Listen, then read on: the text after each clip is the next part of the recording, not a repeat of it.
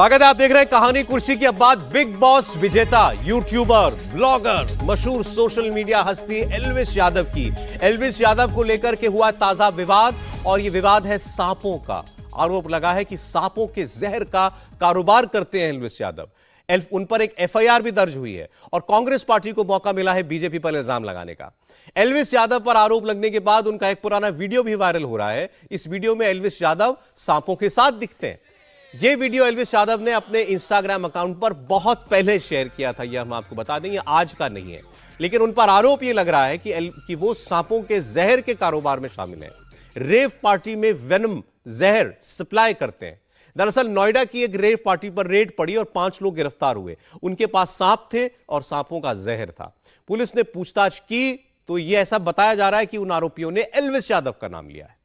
सुबह से अफवाहें चल रही थी, खबर आ रही थी कि एल्विस यादव गिरफ्तार हो गए हैं, लेकिन अब से थोड़ी देर पहले खुद एल्विस यादव ने एक वीडियो जारी किया, अपने ऊपर लगे सारे इल्जामों को गलत बताया और गिरफ्तारी की खबरों पर भरोसा ना करने के लिए कहा। मैं सुबह उठा, मैंने देखा कि कैसे कैसे न्यूज़ फैल रही है मेरे खिलाफ। ऑल ओवर मीडिया में ये चीज़ हो रखी है, एल्विस यादव अरेस्ट हो गए, एल्विस यादव नशीले पदार्थ के साथ ऐसे ऐसे पकड़े गए। ये सारी चीज़ें जो मेरे खिलाफ फैल रही हैं, जितने भी आरोप मेरे ऊपर लगे हैं भाई, सारे बेबुनियाद हैं, सारे फेक हैं। 1% भी इनमें सच्चाई नहीं है। मैं पूरा सहयोग करने के लिए तैयार हूँ यूपी पुलिस के साथ, और मैं रिक्वेस्ट करूँगा यूपी पुलिस को, पूरे प्रशासन को, माननीय मुख्यमंत्री जी योगी आदित्यनाथ जी को, कि मेरी 1% भी 0.1% भी अगर इस चीज़ में इन्वॉल्वमेंट मिल जाती है, मैं सारी जिम्मेदारी लेने को तैयार हूँ। और मीडिया से रिक्वेस्ट है, कृपा करके जब तक आपके पास ठोस सबूत ना हो जाए एल्विस यादव अरेस्टेड, जो सारी चीज़ें आप लिख रहे हो, प्लीज़ मेरा नाम खराब ना करें। और ये जितने भी इल्ज़ाम लगे हैं, इनसे मेरा कोई लेना देना नहीं है, दूर दूर तक, 100 मील तक मेरा कोई लेना देना नहीं। अगर ये प्रूव होते हैं तो मैं उसकी जिम्मेदारी लेने के लिए तैयार हूँ। ये एल्विस यादव जब बिग बॉस जीत करके आए थे, तब हरियाणा के मुख्यमंत्री मनोहर लाल खट्टर ने इनका सम्मान किया था। और आज कांग्रेस पार्टी ये पूछ रही है कि जो व्यक्ति नशे के कारोबार में उसका नाम आ रहा है, तो ये भारतीय जनता पार्टी को बताना चाहिए कि आखिर उसके ऐसे लोगों के साथ संबंध क्यों है। फिर चाहे वो मनोहर लाल खट्टर हो, वो तो कह रहे हैं कि स्मृति ईरानी जी के साथ भी उन्होंने तस्वीर डाली हुई, तो बीजेपी के बड़े बड़े नेता आखिर एल्विस यादव के साथ क्यों तस्वीर खिंचाते हैं? वो तो आप खट्टर जी से पूछिए कि जो जहर का व्यापार करते हैं, सांपों का व्यापार करते हैं, वो उनको इतने प्रिय क्यों हैं। और भी लोगों के साथ फोटो है उनकी, हमारी वो मंत्री महोदया हैं स्मृति ईरानी, उनके साथ भी फोटो सोशल मीडिया पे बड़ी वायरल हुई थी। इन्हीं लोगों से पूछिए ना कि जो सांपों का व्यापार करते हैं वो आपको इतने पसंद क्यों आते हैं, पूछिए इनसे। मुझे भी बताइए क्या जवाब देते हैं। देखिए, इसमें जो मामला कानूनी मामला है, उस पर तो जब पुलिस कोई सबूत सामने रखेगी एल्विस यादव का इसमें कोई रोल है या नहीं है, ये तो तब साफ होगा। लेकिन जो इस पर राजनीति हो रही है, हम उस पर बात कर सकते हैं। एल्विस यादव जो पर्सनालिटी है, पहले तो ये कुछ भी बोलते हैं, किसी के लिए भी बोलते हैं, इन पर बहुत आरोप लगते हैं कि इनकी भाषा को लेकर के। लेकिन ठीक है, वो उस आदमी के लाखों फॉलोअर हैं, इसमें कोई शक नहीं है। इसीलिए भारतीय जनता पार्टी के जो मुख्यमंत्री थे हरियाणा, खट्टर साहब, उन्होंने इनका सम्मान भी किया था। अब इस मामले में नाम आ गया तो कांग्रेस पार्टी को मौका मिला घेरने का। नहीं, निश्चित तौर पर मौका मिलेगा। एल्विस यादव एक चूंकि हरियाणवी है और जो बोलने का अंदाज है हरियाणा के लोगों का वही है, उस पर सोशल मीडिया पर, यूट्यूब पर, इंस्टाग्राम पर और एक्स पर बहुत बड़ी फैन फॉलोइंग है। मतलब करीब करीब मुझे लगता है कि करोड़ों लोग हैं जो फॉलोअर हैं। अब ऐसे में जब कोई व्यक्ति बिग बॉस में जाता है और जीत कर आ जाता है, उस राज्य के लिए गर्व जैसा होता है। हम आप भले उसको कहें कि बिग बॉस का विजेता है, लेकिन एक बहुत बड़ा एक कहें कि वर्ग होता है जो उनके साथ अपने आप को जोड़ता है नौजवान के तौर पर। मनोहर लाल खट्टर ने वही किया जो शायद कोई भी मुख्यमंत्री करता। जैसे आप खेल में कोई जीत कर आता है, कोई miss India, miss universe, mister India, mister universe बने, उसको लेकर करता है, वही काम मनोहर लाल खट्टर ने किया। लेकिन अगर सांपों के जहर के कारोबार में, अगर रेव पार्टीज में इस तरह का कोई भी ड्रग सप्लाई करने में एल्विस यादव का नाम आता है, तो इसकी जांच नोएडा पुलिस ने एफआईआर कर ली। खट्टर जी को भी करनी चाहिए, हरियाणा सरकार को भी इसकी जांच करानी चाहिए। और एल्विस यादव जो खुद कह रहा है कि अगर मेरा कोई भी लेना देना है तो फिर मैं पूरी जिम्मेदारी लेने के लिए तैयार हूं, तो वो क्या, तब तो फिर कानून अपना काम इनका करेगा। तो मैं पिन ट्वीट देख रहा था, ये तो खुलकर कहते हैं मैं हिंदुओं की बात करूंगा। तो ठीक है, वो आदमी भी ये कह रहा है बीजेपी को भी सूट करता है, तो आपने उनका सम्मान कर लिया, उनके साथ आपने तस्वीर भी खिंचवा ली, सारी बातें हैं।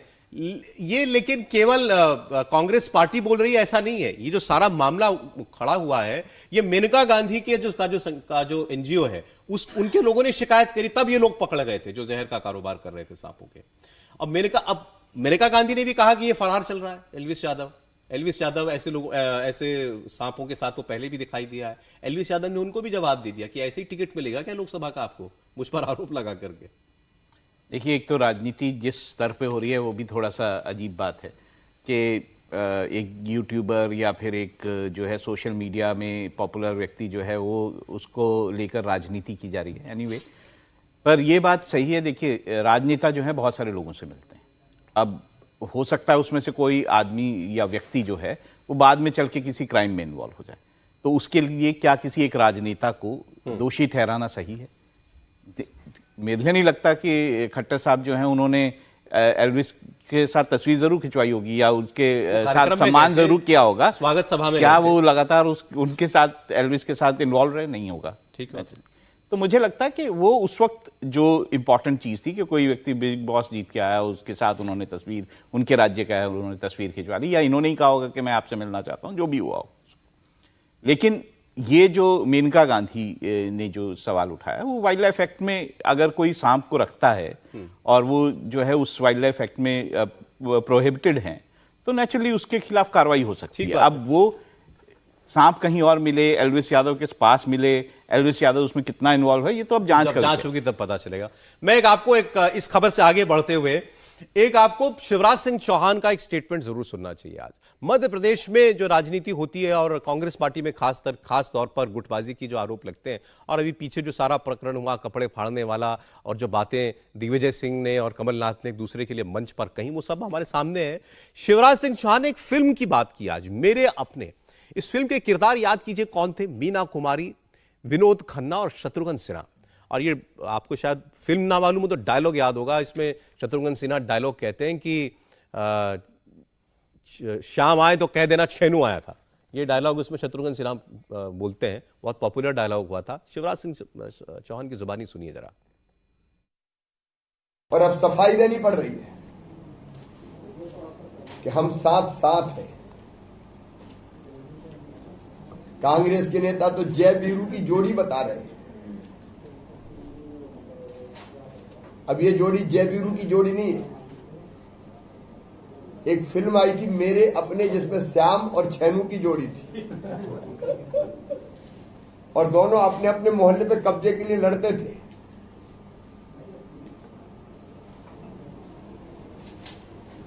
मित्रों, ये बिखरी हुई कांग्रेस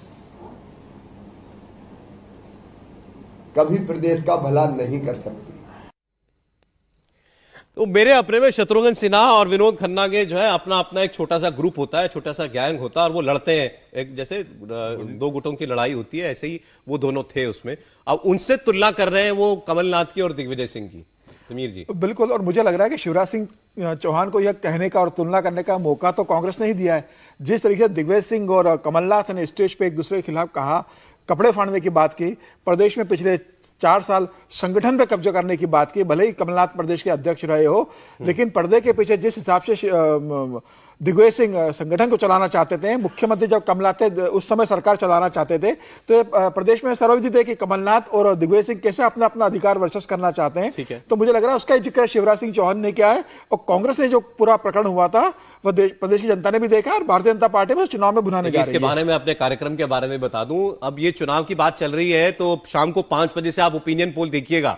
मध्य प्रदेश की हम खासकर बात करने जा रहे हैं ओपिनियन पोल में। एक सीरीज में हमारा एक तीसरा ओपिनियन पोल होने जा रहा है। एमपी में ये जब शुरुआत हुई थी तब कांग्रेस पार्टी बहुत ऊपर चल रही थी, लेकिन हमारे दूसरे ओपिनियन पोल तक आते आते ये दिखाई दे रहा है कि बीजेपी कहीं ना कहीं अब इस रेस में आगे निकलती हुई दिखाई दी। तीसरे ओपिनियन पोल में क्या, ये मैं अभी आपको नहीं बता सकता, लेकिन बहुत दिलचस्प लड़ाई है मध्य प्रदेश की। तो अब उसी में अब छेनू और शाम की एंट्री है। नहीं, ओपिनियन पोल में क्या आएगा ये तो शाम को आप जब टीवी पर देखेंगे, इंडिया टीवी पर, तब पता चलेगा।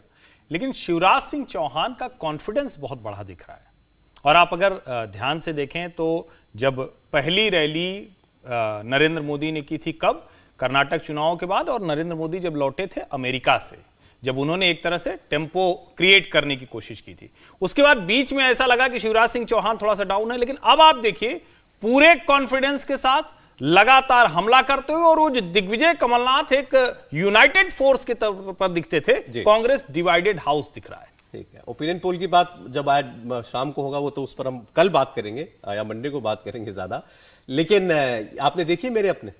मैंने देखी हुई है, और ये मैं इसको थोड़ा सा पीछे से रिलेट करता हूँ। भाजपा के नेताओं में जो फिल्में हैं काफ़ी पॉपुलर रही हैं, अटल जी आडवाणी जी का तो एग्जाम्पल दिया जाता है फिल्मों देखने का, तो लगता है शिवराज सिंह चौहान जी को भी फिल्में बहुत पसंद हैं, और उसी का उन्होंने संदर्भ लेते हुए कांग्रेस पे तंज कसा है। लेकिन जैसे कि जो कॉन्फिडेंस की बात हो रही थी, मुझे ये भी लगता है कि शिवराज सिंह चौहान का कॉन्फिडेंस शायद इसलिए भी बढ़ा हुआ है कि धीरे धीरे उनको ये लगने लगा कि मेरी इंपॉर्टेंस जो है बीजेपी में अभी ख़त्म नहीं हुई है, क्योंकि जब शुरू में बहुत सारे नेताओं को मध्य प्रदेश में उतार दिया गया था, केंद्रीय नेताओं को, तो ऐसा लग रहा था जैसे कि शिवराज सिंह चौहान को साइडलाइन किया जा रहा है। लेकिन जैसे शिवराज सिंह चौहान जो है उनको ये लग रहा है कि उनकी इंपॉर्टेंस अभी भी बनी हुई है, वैसे ही वसुंधरा राजे सिंधिया का भी आजकल कॉन्फिडेंस काफी बढ़ा हुआ है। राजस्थान में अगर आप देखेंगे उनको भी काफी पार्टी की तरफ से पूछ हो रही है, तो ये लगता है मुझे कि पार्टी के भीतर या केंद्रीय नेतृत्व के भीतर ही इस तरह का कुछ चेंज हुआ है कि दोनों नेताओं को उनको आगे बढ़ाना चाहिए। इस पर आगे बात होगी। शिवराज को 10 रैली पर डे करने के लिए कहा गया है मध्य प्रदेश के शिवराज सिंह चौहान को, बिल्कुल, मतलब वो अब पार्टी की हीरो बन करके निकल रहे हैं। फिल्मों की बात हुई थी इसलिए मैंने हीरो शब्द इस्तेमाल किया। बहुत शुक्रिया राहुल जी, समीर जी, हर्षवर्धन जी, आपका जुड़ने के लिए हमारे साथ।